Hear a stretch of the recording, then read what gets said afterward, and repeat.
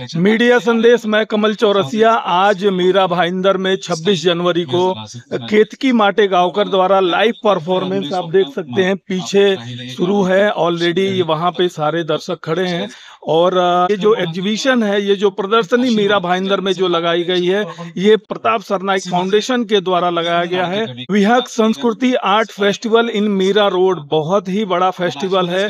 अगर आप हमारे यूट्यूब चैनल को फॉलो कर रहे हैं तो हर एक डिटेल यहाँ पे आपको मिलेगा। तो आज लाइव परफॉर्मेंस केतकी माटे गांवकर के द्वारा मीरा रोड में, तो बने रहिए हमारे इस न्यूज मीडिया संदेश के साथ। मैं कमल चौरसिया।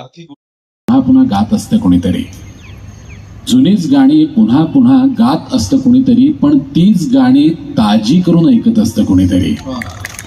त्याच जागी प्राण उसवून सूर लावण्यात मजा आहे। शब्द सुरांशिवाय जगणं म्हणजे जीवघेणी सजा आहे। लोणचं मुरत गेलं की त्याची चव वाढत जाते, लोणचं मुरत गेलं की त्याची चव वाढत जाते। सावकाश रिकामे होतात पेले पण नशा मात्र चढत जाते।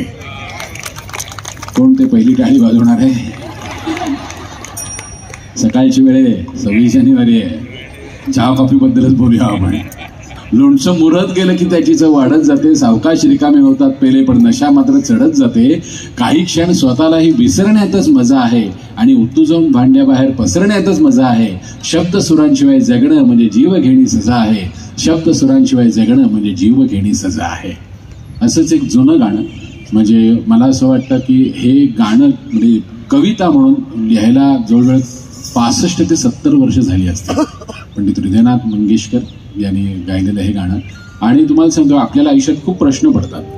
म्हणजे एक तर मी पहाटे वेळेवर उठेन का, मला रवीने कॉल टाइम इथे 5:30चा दिलाय तर मी इथे 5:30ला पोहोचेन का, त्यासाठी मला ठाण्याला उबर किती वाजता बुक करावी लागेल, घोडबंदर रोड किती वेळात मला इथे पोहोचवेल का पोहोचवेल काही खात्री नाही। तर असे अनेक प्रश्न असतात। पण हे प्रश्न जर का आपण एकामागोमाग असे खाली लिहिले तर त्याची काही कविता होत नाही हो, ते त्रासदायक असेल, त्याचं गाणं होत नाही। पण असं एक गाणं आहे, मला असं वाटतं मराठीतलं हे एकमेव गाणं असेल की ज्याच्यामध्ये नुसते सगळे प्रश्न आहेत, एकामागून एक नुसते प्रश्न पडलेत, हे हे हे काय हे काय हे काय हे काय काय, आणि त्याचं एक सुंदर गाणं झालेलं आहे।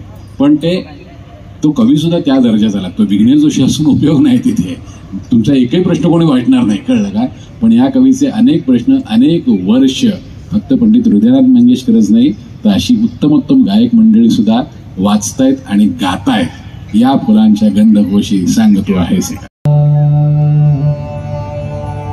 गुरु परमात्मा परेशु, गुरु परमात्मा परेशु, गुरु परमात्मा परेशु, गुरु परमात्मा परेशु।